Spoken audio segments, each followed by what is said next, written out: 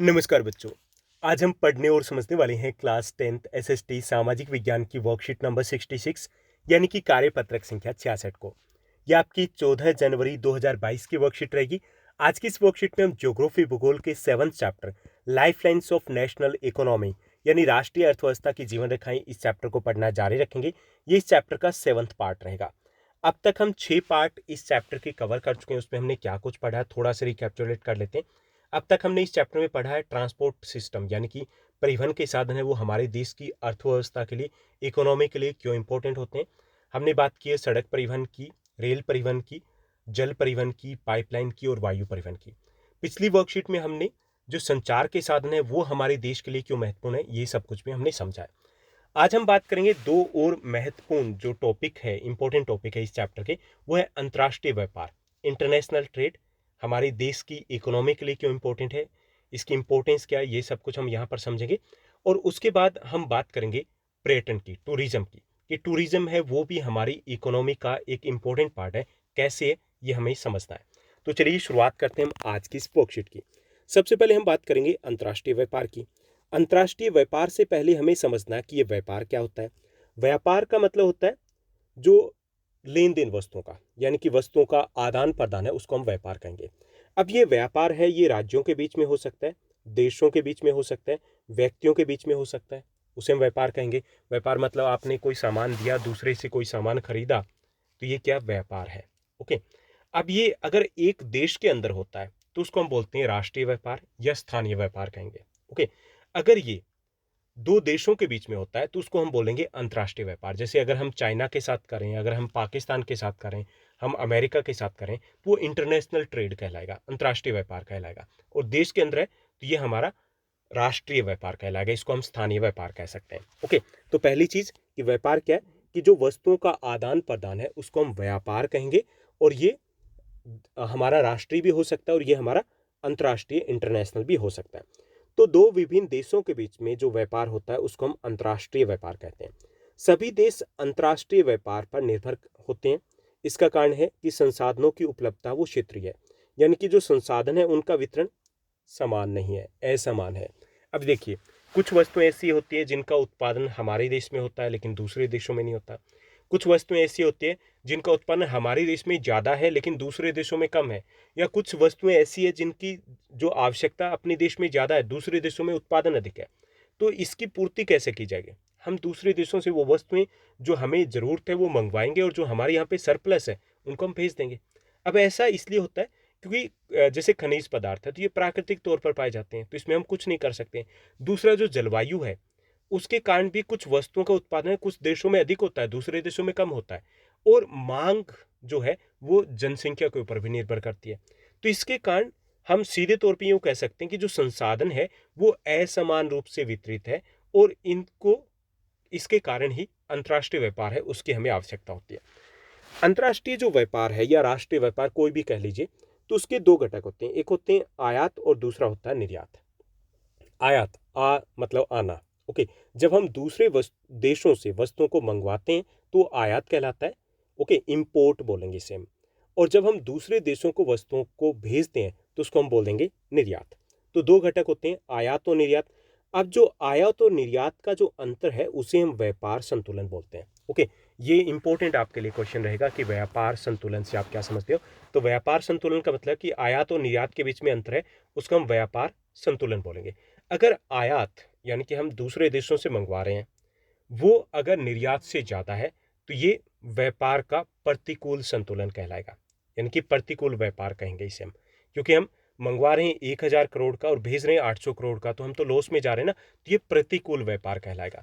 अगर हम एक्सपोर्ट ज़्यादा करें, निर्यात ज़्यादा करें और आयात कम करें, निर्यात करें हम 2,000 करोड़ का, 2,000 करोड़ का, और मंगवा रहे हैं हम 800 करोड़ का, तो इसमें क्या है, हमें प्रॉफिट हो रहा है, तो ये हमारा अनुकूल व्यापार कहलाएगा। तो ये इंपॉर्टेंट टर्म्स है कि व्यापार संतुलन से आप क्या समझते हो, अनुकूल या प्रतिकूल व्यापार संतुलन क्या क्या होता है। तो जो आयात और निर्यात है उसके बीच में अंतर है उसे हम व्यापार संतुलन कहते हैं।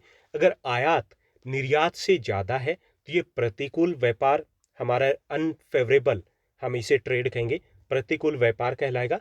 और अगर निर्यात आयात से ज़्यादा है तो ये अनुकूल व्यापार संतुलन कहलाएगा। अगर निर्यात मूल्य आयात मूल्य से अधिक हो तो अनुकूल व्यापार संतुलन कहलाएगा, और इसके विपरीत अगर निर्यात की अपेक्षा आयात अगर अधिक हो तो इसे हम असंतुलित या फिर हम प्रतिकूल व्यापार कहेंगे। ठीक, तो ये तो बात हुई व्यापार की। अब हम यहाँ पे बात करेंगे कि अंतर्राष्ट्रीय और स्थानीय राष्ट्रीय व्यापार में अंतर क्या होता है। अंतर्राष्ट्रीय जो व्यापार होता है ये दो देशों के बीच में होता है। ओके, दो देश है, दो से ज़्यादा देशों के बीच में भी हो सकता है, तो उसे हम इंटरनेशनल ट्रेड कहेंगे। जो हमारा लोकल ट्रेड है या नेशनल ट्रेड है, ये गांव, कस्बों या शहरों के बीच में होता है, यानी कि एक ही देश के अंदर होगा। ये अंतर्राज्यीय भी हो सकता है, इंटरस्टेट भी हो सकता है, एक राज्य से दूसरे राज्य हो सकता है, लेकिन ये राष्ट्रीय कहलाएगा। जो अंतर्राष्ट्रीय व्यापार है ये बड़े पैमाने पर होता है, जबकि ये छोटे पैमाने पर होता है। कुछ वस्तुओं का आदान प्रदान होता है, बड़े लेवल पर मैनेज्ड वे से आमतौर पर नहीं होता है। अंतर्राष्ट्रीय व्यापार है ये विदेशी मुद्रा का इसमें आदान प्रदान होता है। हमें अगर प्रॉफिट में तो विदेशी मुद्रा की प्राप्ति होगी, अदरवाइज विदेशी मुद्रा भंडार है वो कम होता जाएगा। ये एक ही मुद्रा में होता है, देश की जो करेंसी है उसी में ही होगा, ये अलग अलग करेंसी में होगा। ये पूरे देश की आवश्यकताओं को पूरा करता है। जो इंटरनेशनल ट्रेड है, पूरे देश में किस चीज़ की रिक्वायरमेंट है, कौन सी चीज़ सरप्लस है जो हमें एक्सपोर्ट करने, उसके आधार पर ये होता है। जबकि ये एक जो इलाका विशेष है, जो क्षेत्र विशेष है, वहाँ की आवश्यकताओं को ध्यान में रखता है। ठीक, तो ये तो बात होगी हमारी अंतर्राष्ट्रीय व्यापार और व्यापार की। अब हम बात करेंगे कि जो व्यापार है और संचार है वो एक दूसरे के संपूरक है, यानी एक दूसरे के लिए महत्वपूर्ण है। कैसे? परिवहन की सक्षमता है, यानी कि परिवहन और संचार वो कैसे एक दूसरे के साथ जुड़े। तो जो परिवहन की सक्षमता है उसने दुनिया को एक वैश्विक गांव में परिवर्तित कर दिया। जैसे परिवहन के साधन है उसके कारण ही सामान है एक स्थान से दूसरे स्थान पर आ पाता है। इसी कारण लोग हैं वो एक जगह से दूसरी जगह पर पहुंच पाते हैं। जा रहे ना अपने इंडियंस है, किसी भी कंट्री में चले जाइए वहाँ पे आपको इंडियंस मिलेंगे। किसी भी कंट्री के किसी भी कोने में आप किसी भी कंट्री के किसी भी कोने का प्रोडक्ट मंगवा सकते हो परिवहन के साधनों के द्वारा। लेकिन यहाँ पर जो संचार का साधन है वो भी इतना इम्पोर्टेंट है, क्योंकि इंटरेक्शन जो होता है वो इंटरेक्शन संचार के साधनों के द्वारा होता है।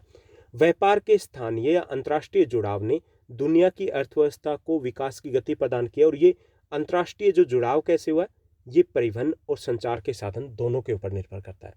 ऑर्डर हम जो देते हैं किसके थ्रू देते हैं, संचार के साधनों के द्वारा। व्यापार कंट्रोल कैसे होता है, संचार के साधनों के द्वारा। लेकिन वास्तविक रियल सेंस में वस्तुएं पहुंचेगी कैसे, जो सामान पहुंचेगा कैसे, परिवहन के साधनों के द्वारा। तो ये दोनों आपस में जुड़े हुए हैं। अगर ये दोनों साथ रहेंगे तभी इंटरनेशनल ट्रेड है, इंटरनेशनल लेवल पे हमारा जो ग्लोबलाइजेशन वैश्वीकरण करें वो तभी संभव हो पाएगा। लोगों का जीवन अधिक सुविधाजनक बना है किसके कारण, परिवहन और संचार के साधनों के कारण। यानी कि दोनों ही साधन अपनी जगह पर महत्वपूर्ण है, तो हमें दोनों के ही लाभ या जो महत्व इंपॉर्टेंस है वो लिखनी है। तो ये आपका क्वेश्चन है, ये टॉपिक है, सॉल्व हो जाएगा। उसके बाद नेक्स्ट जो हमारा टॉपिक रहेगा पर्यटन। पर्यटन है वो एक व्यापार के रूप में कैसे है और क्या इसका महत्व, ये हम यहाँ पर पढ़ेंगे। पर्यटन मतलब किसी भी उद्देश्य से दूसरी जगह पर जाना, उसको हम पर्यटन कहेंगे। पहले क्या सोचते थे, पहले हम ये सोचते थे कि अगर हम जा रहे हैं मनोरंजन के उद्देश्य से, ओके, छुट्टियां बताने के लिए अगर हम जा रहे हैं तो उसे पर्यटन कहा जाता था। अब ऐसा नहीं है। पर्यटन मतलब अगर आप पढ़ने के लिए जा रहे हैं तो वो आपका शैक्षिक पर्यटन कहलाएगा। अगर कोई जैसे दूसरे देशों से काफ़ी सारे लोग हैं यहाँ पे मेडिकल ट्रीटमेंट के लिए आते हैं तो उसको मेडिकल पर्यटन का नाम दे दिया। ओके, कल्चरल वे से कोई लोग आते हैं तो कल्चरल पर्यटन का नाम दे दिया। यानी कि कोई बिजनेस के लिए जा रहा है तो उसको व्यापारिक पर्यटन का नाम दे दिया। यानी कि अब तो ये मान लो कि अगर कोई व्यक्ति दूसरी जगह पे जा रहा है तो उसको पर्यटन कहेंगे। अब पर्यटन हमारे देश की अर्थव्यवस्था के लिए, इकोनॉमी के लिए बहुत ज़्यादा इंपॉर्टेंट है।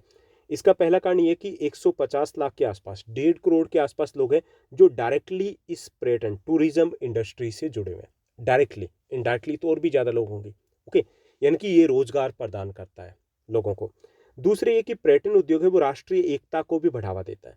यानी जब हम पर्यटन के कारण ही एक जगह से दूसरी जगह जाते हैं, यहाँ के लोग हैं नॉर्थ इंडियन साउथ इंडिया में जाते हैं, साउथ इंडियन नॉर्थ इंडिया में आते हैं, हम ईस्ट इंडिया में जाते हैं, तो हम जो राष्ट्रीय एकता है उसको बढ़ावा मिलता है। हम एक दूसरे के साथ इंटरेक्ट करते हैं, एक दूसरे को समझते हैं। ओके, तो ये राष्ट्रीय एकता को बढ़ावा देता है। इसके साथ साथ जो स्थानीय हस्तकला हैंडीक्राफ्ट है उसको बढ़ावा देता है। अब वहाँ जाते हैं तो वहाँ की जो वस्तुएं होती है, हैंडीक्राफ्ट की जो चीज़ें होती है उसको हम खरीदते हैं, लेकर के आते हैं। तो हैंडीक्राफ्ट है उसके लिए काफ़ी इंपॉर्टेंट है। इसके साथ साथ जो कल्चरल इंडस्ट्रीज़ होती है, वहाँ की कल्चर होती है, वो भी इससे डेवलप होती है। भारत की कला, संस्कृति, ऐतिहासिक धरोहर है, इससे विदेशी लोग हैं वो परिचित होते हैं। यानी कि इससे भारत की जो कल्चर है, भारत की जो धरोहर है, उससे उसका प्रचार प्रसार होता है। जब वो आएंगे तो हमारी कल्चर के बारे में जानेंगे, हमारे बारे में जानेंगे। ओके, तो ये किससे होता है? पर्यटन के थ्रू होता है। इसके साथ साथ ये व्यापार के रूप में भी काम करता है। बिजनेस है, बड़ा बिजनेस है, जो टूरिज्म इंडस्ट्री है, होटल है, वहाँ पर और भी बहुत सारी चीज़ें, तो ये बिजनेस के तौर पे काम करता है। और एक और चीज़ भी है कि जब वो लोग आते हैं तो इससे आपसी जो लिंक है वो और ज़्यादा स्ट्रॉन्ग होते हैं। इससे बिजनेस भी बढ़ता है दो देशों के बीच में, जो इंटरनेशनल ट्रेड है उसको बढ़ावा मिलता है। दुनिया भर से विदेशी नागरिक है वो भारत आते हैं। भारत की विरासत पर्यटन हो गया, चाहे वो पर्यटन स्थल हो गए, किस प्रकार के जो जलवायु के कारण है, जैसे कुछ तटीय इलाकों में जाते हैं, राजस्थान में जाते हैं, तो इस प्रकार के पर्यटन है उसको बढ़ावा मिलता है। साथ साथ सांस्कृतिक पर्यटन हो गया, चिकित्सा पर्यटन हो गया। अपने देश में जो मेडिकल फैसिलिटीज़ है वो काफ़ी चीप है, काफ़ी सस्ती है। अगर हम कंपेयर करें फॉरेन कंट्री से, वेस्टर्न यूरोपियन कंट्री से, तो काफ़ी सारे लोग यहाँ पे इलाज करवाने के लिए आते हैं। और व्यापारिक पर्यटन, बिजनेस के लिए भी यहाँ पर आते हैं। तो ये हो गया पर्यटन उद्योग कैसे हमारे लिए इम्पोर्टेंट है। ओके, तो ये था हमारे आज की वर्कशीट का कंटेंट। अब इसी पर बेस्ड कुछ इजी क्वेश्चंस दिए गए, चलिए उनको सॉल्व करते हैं। पहला हमें क्वेश्चन दिया गया कि व्यापार के रूप में पर्यटन का महत्व है वो हमें लिखना है। तो हमारा देश में लगभग 150 लाख जो लोग हैं वो सीधे तौर पर पर्यटन व्यवसाय में लगे हुए हैं। तो सीधा तो ये डायरेक्टली तौर पे हम यूँ कह सकते हैं कि 150 लाख यानी कि 1.5 करोड़ लोगों को रोजगार मिला हुआ यहाँ पर। पर्यटन उद्योग स्थानीय हस्तकला के विकास में सहायक होता है। जो हैंडीक्राफ्ट है उसको ये बढ़ावा देता है। पर्यटन उद्योग है वो बेरोजगारी और निर्धनता को कम करने में भी सहायक है। जैसे हम जम्मू एंड कश्मीर की बात करें, लद्दाख की बात करें, तो वहाँ की जो इकोनॉमी है वो टूरिज्म के ऊपर ही टिकी होती है। तो बेरोजगारी भी कम होती है इससे। इससे गरीबी, निर्धनता कम करने में भी सहायक है। जम्मू कश्मीर या लद्दाख की बात करें तो वहाँ पे निर्धनता बहुत कम है। सबसे कम निर्धनता थी 2001 में वहाँ पे। ओके, ऐसा नहीं कि रिच ज़्यादा थे, रिच नहीं थे, लेकिन निर्धनता, गरीबी कम थी। उसका कारण था कि टूरिज्म वहाँ पे अच्छा खासा विकसित था। इससे देश को विदेशी मुद्रा की प्राप्ति होती है। इससे देश की संस्कृति और विरासत का प्रचार प्रसार होता है। इससे व्यापार का भी विकास होता है, क्योंकि जब लोग कनेक्ट होते हैं तो उन्हीं देशों के बीच में जो व्यापारिक संबंध है वो भी और ज़्यादा मजबूत हो जाते हैं। तो ये हो गया पर्यटन या टूरिज्म की इम्पोर्टेंस क्या है। अब हमें सेकंड क्वेश्चन दिया गया, दूसरा हमारा प्रश्न है कि किसी देश की अर्थव्यवस्था के लिए अंतर्राष्ट्रीय व्यापार क्यों महत्वपूर्ण है, ये हमें बताना है। तो पहला, इससे संसाधनों का उचित प्रयोग संभव होता है। यानी किसी देश में किसी वस्तु की कमी है, दूसरे में वो ज़्यादा है, तो दोनों चीज़ें एडजस्ट हो जाती हैं। दूसरा, इससे देश में रोजगार में वृद्धि होती है। हजारों लाखों लोग हैं वो इसमें ट्रेड में लगे होते हैं, उसमें इन्वॉल्व होते हैं। इससे देश की आय में बढ़ोतरी होती है, क्योंकि हमेशा जरूरी नहीं कि वो प्रतिकूल हो, अनुकूल भी होगा। तो काफ़ी सारे लोगों को प्रॉफिट होता है। अगर लोगों को प्रॉफिट हो रहा है, इसका मतलब देश की आय है, इनकम है, वो भी बढ़ रही है। इससे देश में कृषि और उद्योगों का विकास होता है। कृषि में अगर हम किसी वस्तु का सरप्लस प्रोडक्शन करें, तो सरप्लस प्रोडक्शन की मांग होगी तभी तो प्रोडक्शन होगा ना, तभी लाभ होगा। तो कृषि का विकास होता है। इससे इंडस्ट्रीज का भी विकास होता है। हम जितना ज़्यादा प्रोडक्शन करेंगे तो उसको हम दूसरे देशों में एक्सपोर्ट कर पाएंगे। ओके, दूसरा ये कि अपने यहाँ पे इंडस्ट्री लगी हुई है और उसमें रॉ मटेरियल नहीं है, तो रॉ मटेरियल कैसे आएगा? इंटरनेशनल ट्रेड से ही अपने देश में पहुँचेगा। तो ये भी इससे फ़ायदा मिलता है। इससे उपभोक्ताओं के पास अधिक विकल्प भी उपलब्ध होते हैं। अब अपने पास देखिए कितने सेल फोन है, कितनी गाड़ियाँ, सारी गाड़ियाँ अपने देश में थोड़ी है, जहाँ थोड़ी उनका प्रोडक्शन हो रहा है। ये सब कुछ कहाँ से आ रहा है? बाहर से आ रहा है, इंटरनेशनल ट्रेड के थ्रू आ रहा है। बहुत सारे आप मार्केट में प्रोडक्ट देखते हो तो इंटरनेशनल ट्रेड के थ्रू यहाँ पर मिलते हैं, तो हमारे पास विकल्प बढ़ जाते हैं और इनकी कीमतें हैं वो भी कंट्रोल में रहती है। अगर इंटरनेशनल ट्रेड नहीं होता, कुछ वस्तुएं जो एक कंट्री में ही होती तो उसकी कीमत काफ़ी ज़्यादा होती है अगर उसकी कमी हो जाती तो। ओके, तो ये है कि अंतर्राष्ट्रीय व्यापार, इंटरनेशनल ट्रेड है वो क्यों इम्पोर्टेंट होता है। तो ये थी हमारी आज की वर्कशीट। उम्मीद करता हूँ सब कुछ आपको अच्छे से समझ में आया होगा। अगर आपको ये वीडियो, ये वर्कशीट अच्छी लगी थी, इस वर्कशीट को लाइक और शेयर जरूर कीजिएगा। और हाँ, आप हमारा टेलीग्राम का चैनल ज्वाइन कर सकते हो। वहाँ पे ज्वाइन करने के बाद एक एडवांटेज ये रहता है कि कमेंट सेक्शन दिया गया, आप कमेंट कर सकते हो। आप पर्सनली भी इंटरेक्ट कर सकते हो। कई बार मुझे लगता है कि इंपॉर्टेंट आपका क्वेश्चन है तो मैं आपसे कॉन्टेक्ट करता हूँ पर्सनली, तो ये एक बेनिफिट मिल जाता है। दूसरा ये कि पीडीएफ वगैरह है वो शेयर की जाती है, या कई बार आपको नोटिफिकेशन मिलता तो वो नोटिफिकेशन वहाँ से आपको मिल जाता है, क्योंकि जो यूट्यूब है वो आपको 24 आवर्स में 3 नोटिफिकेशन ही देता है, उससे ज़्यादा नहीं देता, तो वो वहाँ से मिल जाता है। आप मुझे इंस्टाग्राम पर भी फॉलो कर सकते हो। आज के लिए बस इतना ही। Thank you, bye bye, have a nice day.